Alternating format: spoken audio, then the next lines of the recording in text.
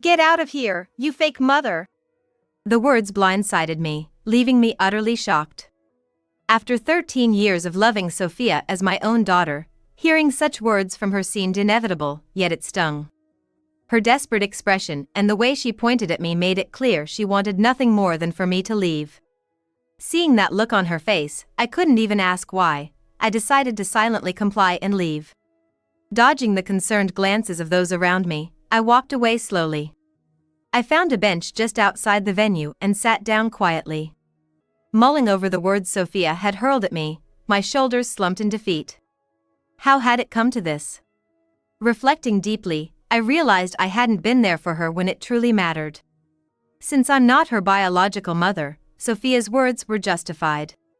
As I was about to give up hope, a jolt of shock went through me. Just as I was about to turn around, thinking something had happened, I heard Sophia's voice, on the verge of tears. Sorry. The truth is. The shocking revelation that followed left me at a loss for words. My name is Amelia Smith, a 48-year-old CEO. I have a daughter named Sophia, though she is not my biological child. When I married her father, Ethan, who had been her sole parent, Sophia became my daughter. I met Ethan when I was still an employee. One day after work, as I was doing some grocery shopping, I came across someone who had dropped their wallet. It was Ethan, and I quickly picked it up and called out to him. Excuse me, you dropped your wallet. Yes. Thank you so much. He took it back from me with a genuine smile and invited me for tea as a thanks. Despite holding my shopping bags, I was charmed by his smile and nodded in agreement. Surprisingly, our time over tea flew by, and it felt wonderful. Ethan, suddenly aware of the time, hurriedly prepared to leave. Sorry for holding you up. My daughter is waiting for me, so I need to go. But, if it's all right with you, I'd love to chat again. With that, he scribbled his contact information from his planner and left in a rush. As I chuckled to myself about the whirlwind encounter and paid for my groceries, I realized Ethan had already taken care of the bill. It was a memorable way to begin our relationship. After several dates, I got to know more about Ethan. He was a single father. His previous marriage ended because his wife fell ill. He worked tirelessly to provide for Sophia, who was 10 at the time. As I learned more about his life, I found myself drawn to him, and he felt the same way about me.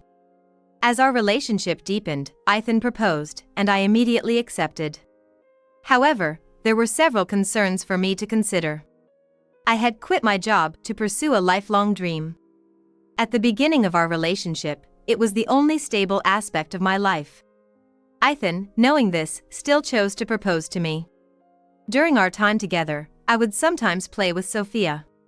She was a bright and energetic girl who thoroughly enjoyed our playtimes.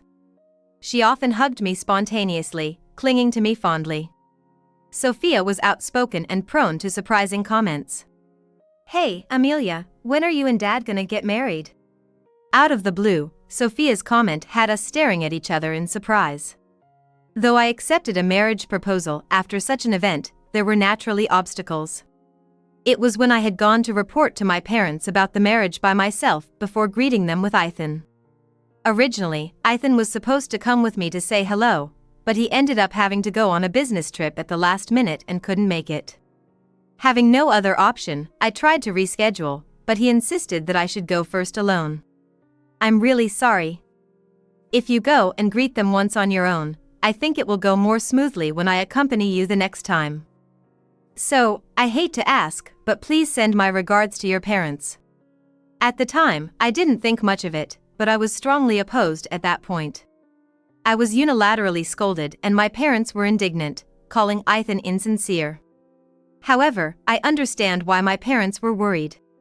I had just started a dream company of mine, and my income wasn't stable yet. Moreover, while this was my first marriage, Ethan was divorced. And the fact that he had a child meant that their concern was quite predictable. Yet, I was able to convince my parents and somehow got their understanding. When we went for the marriage greeting again, my parents welcomed us warmly. They were my parents, who truly wished for my happiness. A few years had passed since our marriage. Although Sophia was included and the three of us spent such fun times together, things gradually started to fall apart. The cause was on me, but it still made me feel lonely. My work, thankfully, had been going well since I married Ethan. But due to that, I became busy, and when I got home, I was just barely managing to finish the chores. I couldn't create time for Sophia, and maybe that's why we've grown apart emotionally. If so, at least I wish Ethan could make time for Sophia, but I couldn't bring myself to insist on it. I know that Ethan is busy with work as well, and it just doesn't sit right with me to leave everything to him and set myself aside. I tried asking Ethan, but I just got a frown and a lecture. I'm worried about Sophia, too, you know? But work is busy, and you understand that, right? It felt like he was telling me not to blame myself too much, and that made me a bit miffed. This became the cause of a fight, and I was aware that our marital relationship had cooled down. However, instead of fixing it, I escaped into my work. Plus, with Sophia now being in junior high and squarely in the midst of puberty, she wasn't at home often, and the crucial me being absent created a distance between us. When I wake up and say hello in the morning, I get nothing more than a light nod, and I haven't heard her voice for a long time. When she leaves for school, I say, "Have a good day," but she just smiles ambiguously and doesn't respond. By the time Sophia gets home, I'm off to work, and dinner is just something made ahead that she heats up. Moreover, Ethan works late too, so Sophia is probably eating alone. Since I've let such a lifestyle go on, it's only natural that distance has grown between us, given we aren't biologically related. Before marrying Ethan, we used to have such fun times, but now they're almost non-existent. Ethan, despite being Sophia's biological dad, seems disinterested and his responses are curt. About my own work and Ethan's work. I've tried discussing how Sophia might be sad about my business demands and Ethan's work situation, but I only get laughter in response. And still, he comes home late from work and doesn't try to engage with anything at home or with Sophia. Thinking it's not good for Sophia for this to continue, I tried my best to make time for her. To reduce the time I spent at the company, I even tried bringing work home. If there was a school event, I tried to adjust my work schedule to make myself available. Sadly, unexpected appointments or unavoidably important tasks meant that things didn't always go as planned. Maybe Sophia too grew tired of my attempts. The emotional distance that was already there might have widened further. Now, she leaves for school while I'm still getting ready in the morning, and at night, she returns to her room before I get back. She began avoiding me, so I couldn't be involved in things like parent-teacher meeting, school festivals, or her graduation ceremonies. It stayed this way even as Sophia became a high schooler. By the time my company settled down, Sophia was already in college and about ready to graduate. During those disheartening times, finally, as Sophia was graduating from college, she approached me on her own accord. "Mom, I have something I want to talk to you about." Hearing Sophia's voice after such a long time nearly moved me to tears. However, I couldn't listen to her story if I was crying, so I mustered a smile and faced her. "What's up, sweetie? You know you can tell me anything about what's going on with you." Despite everything that happened before and knowing that her trust might be shaky, I wanted to do anything for Sophia's sake. While I was half excited and half scared about what she would say next, Sophia dropped a bombshell. "Mom, I want to get married. There's someone I love." I felt as if time had stopped. I certainly wasn't expecting to hear such news. Even though I knew Sophia was at that age, the thought of her having a boyfriend had never crossed my mind. I was totally unprepared for marriage talks instead of simply hearing about a boyfriend. Seeing the worried look on Sophia's face brought me back to reality, and from there, we had a long, deep conversation. I caught up on all the things I hadn't been able to hear before, all the memories Sophia could recall. I listened intently to her hardships, as well as the happy and joyful things she experienced. After hearing everything, even about her fiancé, I eagerly offered to help out. "Sophia, let me help you since I haven't been able to do much up until now. Is the venue for the wedding decided? Do you have a place to live after the wedding? Tell me if there's anything you're unsure about or anxious over." I'll make sure it's a wonderful ceremony." When I said this, Sophia broke down in tears. Embracing Sophia as she nodded repeatedly through her tears, I conveyed my sincerest congratulations from the bottom of my heart. From that point on, I was busier than when I had started my company. I juggled work while helping with the wedding preparations, and I even met her fiancé at her introduction. The fiancé seemed like a very sincere and kind person, and upon first sight, I felt a deep sense of relief. I thought that he would love Sophia abundantly, making up for the times she felt lonely. As the preparations progressed, I learned that there was supposed to be a family introduction. But it seemed that it was called off, and I never got the chance to greet the fiancé's parents. However, I didn't worry too much since I assumed we would meet properly on the wedding day. On the day of the wedding, I had some unavoidable work and arrived late to the venue, only to be told I was not allowed in as I was an outsider. Protesting desperately, I claimed to be the mother of the bride, Sophia. However, they told me that her mother was already there, and I was left utterly confused. Just when I thought I'd be turned away at the door, Sophia, dressed in the gown we had chosen together, ran up to me. Just as I thought I would finally be let in, a shocking statement hit my ears. "Fake mother, leave immediately." Stunned by those words suddenly thrown at me, I realized it was not surprising. Sophia, whom I had cherished as my own daughter for 13 years, was telling me this. It was inevitable. Seeing Sophia's desperate expression, pointing at me, indicating she wanted me out no matter what, I resolved to silently comply without asking for a reason. Navigating through the sympathetic gazes of the bystanders, I slowly left the scene. Feeling utterly shocked, I walked on shaky legs until I found myself outside the premises of the wedding venue. How I got there was a blur, but more pressing was the feeling of utter desolation.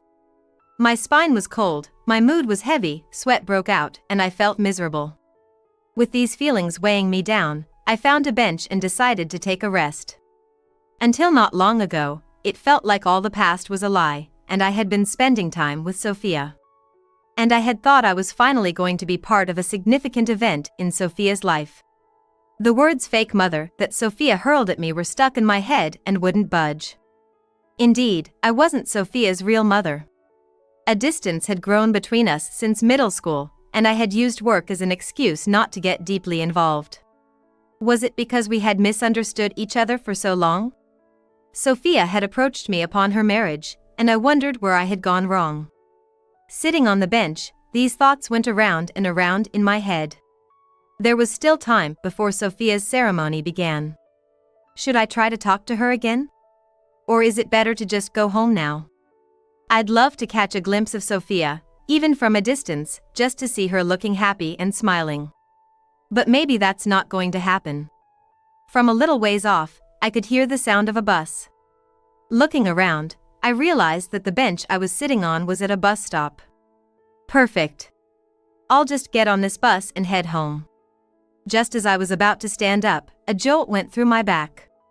Turning around, thinking something had happened, I heard Sophia's voice, sounding like she was about to cry. "I'm sorry. Actually..." The shocking truth I heard next left me speechless for a while. "I'm really sorry about earlier. I wasn't planning on saying anything, but when I saw your face, I just couldn't hold it in. It'll be a bit long, but can you hear me out?" "Of course, sweetheart. You've been holding it in for so long. I'm so sorry I didn't notice. Please, tell me everything." As I said this, Sophia started to speak slowly. What she told me was just as shocking as the words she'd said before, and all I could do was listen. The first thing she talked about was the meeting of both families that had been cancelled. Initially, she'd been told they would inform her when it was scheduled, but it ended up not happening. However, apparently, the meeting did happen, and Sophia was waiting with her fiancé's family for us. Ethan arrived a bit late and brought with him a woman who looked familiar. It turned out to be Amiri, his ex-wife, and naturally, both Sophia and her fiancé were very surprised. But Ethan hurried through the meeting, and before they knew it, it was over. It seems that the fiancé's parents recognized Amiri as the mother, and things continued unresolved until today. In addition, Sophia told me other astonishing things about Ethan. They used to live as a family of 3, but Amiri incurred debts, making their life difficult. Unable to endure such a life, Ethan divorced Amiri, taking Sophia with him. Unable to make ends meet on his own, he wanted to find someone who could financially support Sophia. That person turned out to be me. However, soon after marrying me, Ethan began dating Amiri again behind my back. Then I was busy with the new company. At that time, Sophia, being only 10, didn't understand the situation. But as she grew into her teens, she became aware of the truth, and felt terribly guilty. She was distant because she couldn't find the courage to tell me what was going on. Sophia apologized, crying, and explained much more. I couldn't catch up with my head, but I couldn't help feeling sorry for Sophia, who had been feeling crushed until now. Thinking about how Sophia suffered because of the selfish actions of Ethan and Amiri made me incredibly angry. Why should Sophia have to suffer so much instead of them? When I thought of that, I felt very painful. When she finished, I decided to accept everything for now. It's not that I had no thoughts on the matter, but those weren't directed at Sophia. If I vented now, that would only make Sophia blame herself even more. I cupped Sophia's tear-streaked cheeks in my hands and smiled warmly at her. I'm sorry for not realizing anything until now. But I'm really glad you told me. Thank you for trusting me despite the pain you've been through. At my words, Sophia's eyes welled up and she started to cry uncontrollably. The bus had left without us, and I held Sophia gently, waiting for her tears to abate. When she finally calmed down, I asked her one question. Sophia, why did you say those things to me at that time? I'm sorry. I didn't mean to hurt you. Hey, calm down, okay? I'm not blaming you.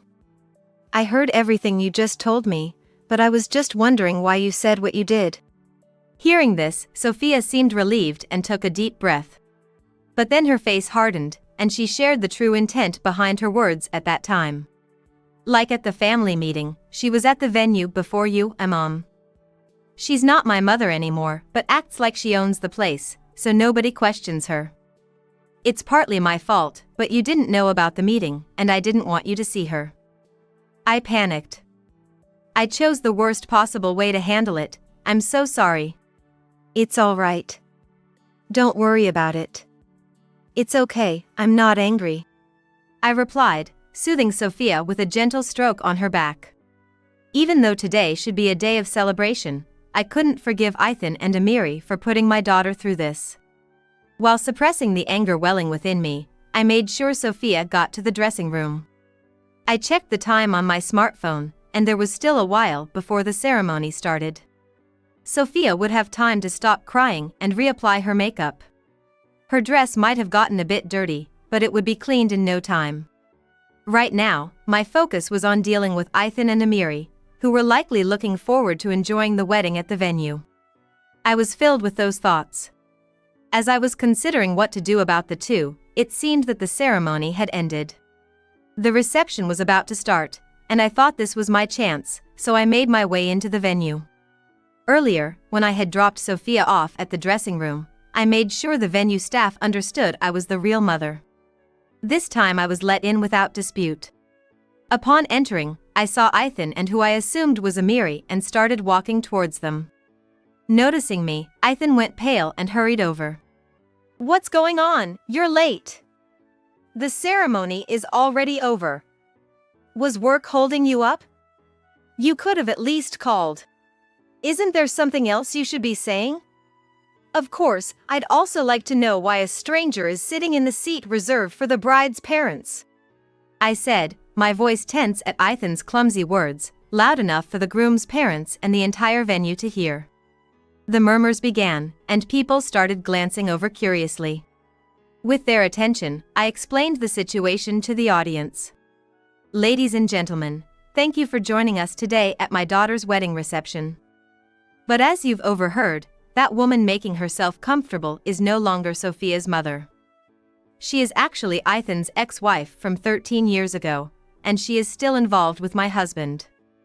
And terrifyingly, I was nearly prevented from witnessing my daughter's happiest day. The room erupted in murmurs. Now the gazes turned to Ithany and Amiri, who began to stammer a defense. That's nonsense. I was waiting for you to come. But since you weren't showing up, I didn't think it was right to have the mother's seat empty, so I asked her. That's all. Yeah, that's right. If you claim to be her mother, why haven't you shown your face until now? They say you're busy with work. How could you not make time for your own daughter's big day? Amiri joined in, eliciting more noise from the crowd. This probably made them think that I'd neglected my daughter for work. But I had my say. Unfortunately, my work ended before the ceremony began. It's my daughter's big day, of course I'd planned to be on time. But when I arrived at the venue, I was almost turned away at the gate. What was the reason again? Oh right, they said the mother had already arrived, asking who I was exactly. You impersonated Sophia's mother to keep me out, didn't you? You didn't show up. I was just asked to pretend to be the mother. It's not my fault. Amiri protested, which was my cue to argue further, but then the doors burst open, and Sophia strode in with forceful steps. Stop lying. The one telling lies here is you. Don't ruin my wedding any further. The room buzzed at Sophia's declaration. She stood firmly in front of me, then turned to face Ithany and Amiri. You divorced my dad when I was 10. You hadn't shown your face once since then, but then you casually showed up at the family meeting. Why did you tell my future in-laws that you are my mother? Sophia then turned to apologize to her in-laws. I'm terribly sorry for being silent till now. To take responsibility for everything, the engagement will be annulled. And I assure you, any expenses will be fully reimbursed. Please forgive us. Wait a minute, you're calling off the wedding? Don't make such a decision lightly, Sophia. Ithany, suddenly arguing against the cancellation, appeared genuinely fretful. Even Amiri was nodding seriously beside him. Looking at Sophia's face for clarity, even she seemed confused and distressed. Your fiancé is wealthy, isn't he? This means we can benefit too, right? Then, your real mother can pay off her debts and come back. Isn't that a dream come true? The crowd's frowns deepened at Ithany's justification. Was this his plan all along, marrying me for financial gain? No, Sophia chose her own partner, so it couldn't have been the plan from the start. But his participation with Amiri in the family meeting under the pretense that she was the mother meant exactly that. If they convinced the in-laws that Amiri was the mother, they might be persuaded to offer financial help. They were probably aiming for such an outcome with their actions, but blurting it out here, what were they thinking? It seemed Amiri had the same thought and, in a panic, she began yanking on Ithany's arm and scolding him. I couldn't hear what she said, but Ithany instantly paled, covering his mouth and looking back at us. But it was too late to put on an act. The in-laws were furious. What ensued was a heated argument between Ithany, Amiri, and the in-laws. I'm her real mother. I'm the one who bore her and brought her into this world. Her claim was countered by the mother-in-law. She doesn't have your temperament, which is probably for the best since her upbringing was superior. She is my child. Amelia has been too busy with her work to bother much with Sophia. Sophia immediately retorted. I've been avoiding you because I felt so guilty about how shamefully you were behaving, Dad. I consider Amelia my real mom, and I don't want to claim you, pointing at Amiri, as my mother. She said this with a definitive shake of her head, pointing her finger at Amiri with clear disdain. This prompted Sophia's prospective father-in-law to interject. We don't want to be relatives with someone who's just after our money for a wedding. He spoke with a sharp tone, to which Amiri replied defiantly. When I introduced myself as her real mother, you accepted it. Therefore, there's nothing wrong, and my claim stands. She said I need the money to pay off debts. The groom then erupted in anger, his face becoming stern. I only want to be with Sophia. I can't manage the burden of both of you. The situation was getting out of hand until the mother-in-law put an end to it. We will call off the wedding immediately. This matter is settled, let's disperse. She declared definitively, leaving us no room to argue, and we had no choice but to comply. Defying Ethan's desperate attempts to cling on, the groom's family returned to the dressing room. Ethan and his group, left behind, glared at me resentfully. I can't do anything about those looks. You deceived not just me but many others, focusing only on yourselves. As a result, you've caused Sophia nothing but pain, and this consequence is only to be expected. I told Ethan and Amiri before taking Sophia by the hand to apologize to the groom's family. Upon reaching the dressing room, the groom's family greeted us with evident anger. However, after Sophia and I sincerely apologized, they turned to listen to our side of the story. Thankful, Sophia and I recounted everything, apologizing again. They understood and even sympathized with us. They decided not to leave things as they were and gave Ethan and his group one last chance. Settling matters in the heat of the moment wouldn't be constructive. Although what Sophia and I had said was true, we had another round of listening to Ethan's claims. Shortly after that, we managed, with a little persuasion, to have the venue staff set up a meeting to discuss the issue.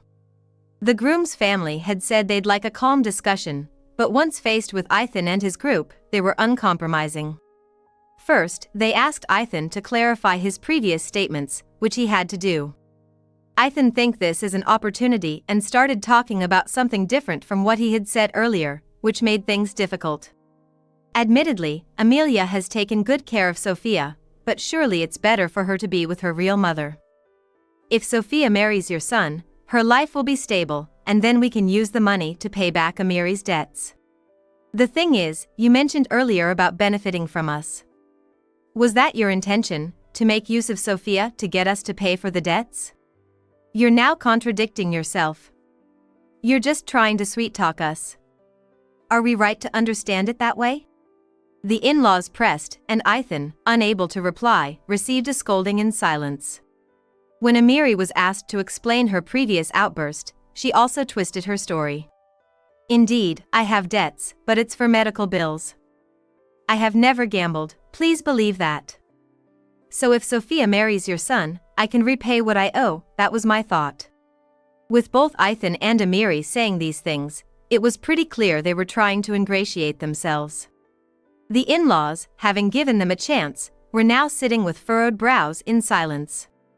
However, Amiri seemed to misinterpret this as an opportunity and continued with her self-centered narrative. I had tried to stay out of it, but her claims were just too self-absorbed to remain silent. My debts aren't because of gambling. I fell ill shortly after giving birth to Sophia. My health declined rapidly, which led to an extended hospital stay. Of course, medical bills piled up, and I had to raise Sophia. It was incredibly difficult. Why didn't you ask your parents for help if the debt was for postnatal medical expenses? Isn't it common to seek assistance from your own family rather than expecting help from your in-laws, like you're dealing with easy marks just waiting to be taken advantage of? I blurted out, unable to hold back, and Amiri's face contorted with anger. Unfortunately, her argument about the debt being for medical expenses didn't stand a chance. Sophia had confided in me that her debts were from gambling and splurging on designer goods. Even if she could deceive the groom's family, I wasn't about to let that stand. Just as Amiri shot me a withering glare, the mother-in-law stood up, clearly done with the discussion. It's time to put an end to this argument. As for what happens now, you'll be taking care of the wedding expenses that have been incurred. Upon hearing this, Amiri immediately turned to me, jerking her chin defiantly toward the mother-in-law and blurted out. See, you're supposed to bear the costs. It was you who messed up the wedding, so you should pay. It's not my fault. I was just asked to do it. The self-serving claims continued from Amiri, and now it was the groom who lost his temper. Amelia did nothing wrong. In fact, she's an important person whom we will respect if we're to marry again. Sophia and I were dumbfounded, exchanging glances before looking to the groom's family. They responded by giving us a wink and a warm smile, unlike Amiri, who was none too pleased. Ethan, raising his head with a hint of greed. Perhaps Amelia can remain as Sophia's mother, but I am, and will always be, her father. It's only natural that I'm included in the family too. I simply shook my head slowly at Ethan's outburst. To his puzzled expression, I firmly declared, "Don't just say what suits you." Did you think I wouldn't take action? I'm going to file for divorce. And if you really dislike that idea that much, then we'll involve our attorneys and settle it formally. As soon as these words left my mouth, Ethan's energy deflated, and he fell silent. Not wanting to miss this chance, the mother-in-law promptly added her bit. If Amelia insists on this course of action, then we as well will take legal action against Amiri. Amiri, now truly outmatched, silently nodded in acceptance of the mother-in-law's claim. But we weren't going to settle for mere verbal promises. Written contracts were drawn up for each party. Reluctantly compliant, Ethan and Amiri watched our interactions in silence until the end. And with the conclusion of firm boundaries being set, the gathering disbanded. I got home before Ethan and hurried to pack up. Fortunately, having a car meant I could just stuff it with whatever I could for the moment. Then, before Ethan returned, I left the house and drove. I head straight to the government office, get divorce papers, and look for a lawyer's office. I quickly found a reliable attorney and decided to consult with them. With the divorce papers half written, I left them with the lawyer, blocked Ethan's number. I wrote him a letter stating to contact me through the attorney from now on, which I sent along with the papers. Although it took some time, the signed divorce papers eventually made their way back to me. Ethan's section was duly filled in, and all that was left was for me to submit them to the city hall. The lawyer told me it was quite a struggle to get to this point. Ethan had vigorously protested, repeatedly trying to see me and causing quite a bother at the firm. Thanks to the lawyer's patient persuasion, however, Ethan finally relented and signed the documents. Through this process, Ethan's parents, my former in-laws, were informed of the situation. He was then disowned by them and told not to return home. Despite having a wedding bill to pay off, Ethan had indeed fallen on hard times. As for Amiri, of course, she was charged with the wedding costs by the groom's family. My claim for alimony made her situation even more precarious. She had been working part-time, but it wasn't enough to cover her repayments. The necessity to juggle multiple jobs meant that she now had no time for gambling. From my perspective, it seemed like a positive development, but for Amiri, it was a living nightmare. She looked quite worn out, but that was none of my concern. With all the hustle and bustle, finding a new place had been put on the back burner, but then Sophia called. She had arranged a place to stay until I found a new home. It might feel a bit cramped, but I was about to move in with Sophia and her fiancé at their place. I bought some housewarming gifts and made my way to meet them. Everything progressed smoothly from there, and I was able to divorce Ethan successfully. Despite the upheaval, work and Sophia's upcoming marriage were all going well, and we were now preparing for the wedding once again. I never expected to plan 2 weddings because of this turn of events, but someday, I'm sure we'll look back on this and laugh. Hoping for that to happen, I worked hard at work and wished for Sophia's happiness.